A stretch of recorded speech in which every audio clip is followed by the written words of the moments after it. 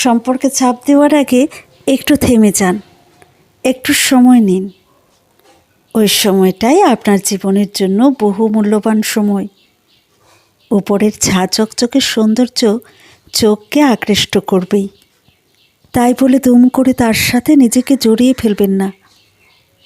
যে কোনো গিফট প্যাকের মোড়ক সবসময় চকচকে হয়, ভেতরে কি আছে মোড়ক না খুলে বোঝাই যায় না। চোখের দেখায় শেষ কথা নয়। দেখবেন খুব ভিড় ট্রেন বাসেও কখনো কখনো কোনো একটা সিট ফাঁকা পড়ে আছে।